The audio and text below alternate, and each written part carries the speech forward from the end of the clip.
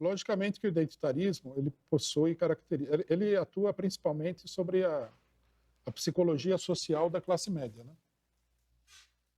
Que é o seguinte: a classe média, ela tem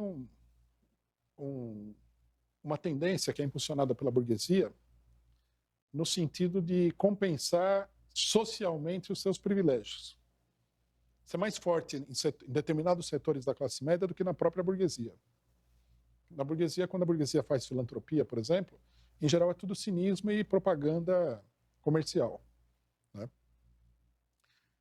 Da mesma maneira que na burguesia você tem o setor filantrópico e o setor que não é favorável a fazer nenhum tipo de demagogia social, que é o setor mais truculento, na classe média você tem os dois setores. É um reflexo da burguesia. Só que a classe média, em geral, ela é mais, como é que se diz? A burguesia é um investimento de dinheiro, em geral, essa filantropia. Eles criam uma fundação, eles doam para caridade, papapá. É mais dinheiro. A classe média que não tem tanto dinheiro é um ativismo, né? Então, a primeira característica psicológica que o identitarismo pega é essa tendência da classe média à filantropia. O cidadão de classe média, ele se sente assim meio incomodado por ele estar numa posição de privilegiado, enquanto que no mundo tem tanto problema, tanta gente pobre, tanta gente sofrendo, etc. e tal. É um sentimento assim de características um tanto quanto religiosas, né? Nós vamos encontrar aí na igreja, muita gente participa das campanhas que a igreja faz de distribuição de comida, de agasalho, etc. e tal. Isso daí dá uma compensação moral para a classe média. E é uma compensação moral que permite ela continuar sendo uma classe privilegiada sem tantos obstáculos, né? Então, a base da coisa é isso daí. O identitarismo, ele fornece uma espécie de que o pessoal chama de placebo, né? Não tem esse negócio do remédio, que você vai fazer o teste do remédio, você dá o remédio para algumas pessoas e dá o placebo para outras pessoas. Quer dizer, é um substituto inócuo do remédio para ver se a pessoa não está reagindo psicologicamente, vai estar reagindo, né, efetivamente às características químicas do remédio. Quer dizer, o placebo é um falso remédio. Ele não... Então, eles criaram isso daí, eles foram mais longe nessa tendência filantrópica e criaram um ativismo de classe média. Porque é importante notar isso daí. É um ativismo de classe média, né, impulsionado pelos grandes capitalistas. Então, a classe média, ela pega essa pseudo-luta, pseudo-causa social, e ela sai por aí num fanatismo total. A diferença entre a atividade social tradicional da classe média e o que está acontecendo aí é uma radicalização muito grande da questão, né? O identitário de classe média, ele é muito radical. Ele é verdadeiramente fanatizado, né? Isso diz respeito à crise em que a burguesia se encontra, porque é ela que cria esse fanatismo.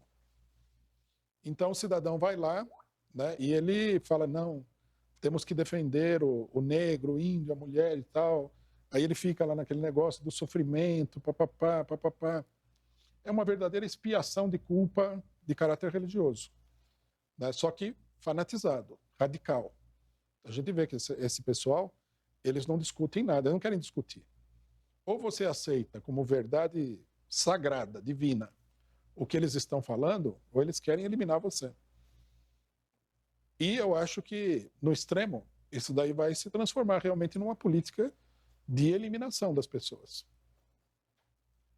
Eu acho que a extrema-direita, ela pode, num dado momento, transformar esse fanatismo da classe média num fanatismo contra a classe operária.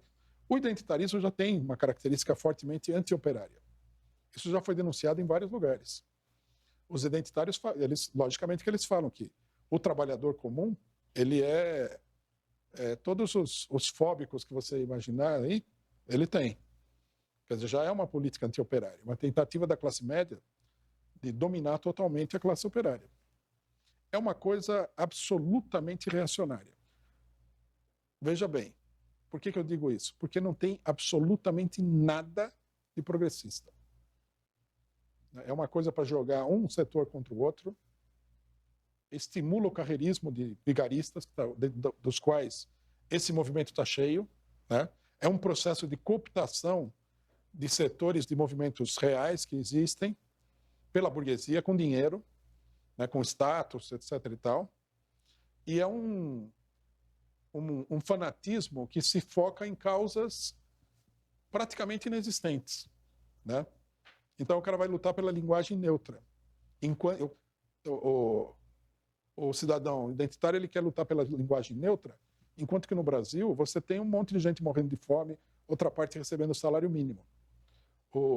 Ao invés de você... O movimento negro, por exemplo, né, brasileiro, ao invés de ficar com a linguagem neutra, deveria se preocupar, né, com a maioria com a população negra que está passando fome ou recebendo salário mínimo.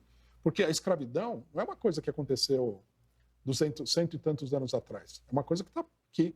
O cidadão recebeu um salário mínimo, isso daí é um pagamento que corresponde ao escravo. Agora, ninguém se preocupa com isso. Ele se preocupa com a linguagem neutra. Se preocupa se você pode ou não pode usar a expressão criado mudo. De uma bestialidade a coisa impressionante. Tudo bem, então você não fala criado mudo, porque supostamente alguém inventou a história, porque essa história nem é verdadeira. Que o criado mudo nasceu do fato de que o negro ficava lá mudo no quarto esperando para servir a pessoa. Eu não consigo nem imaginar, né, que isso daí seja uma realidade.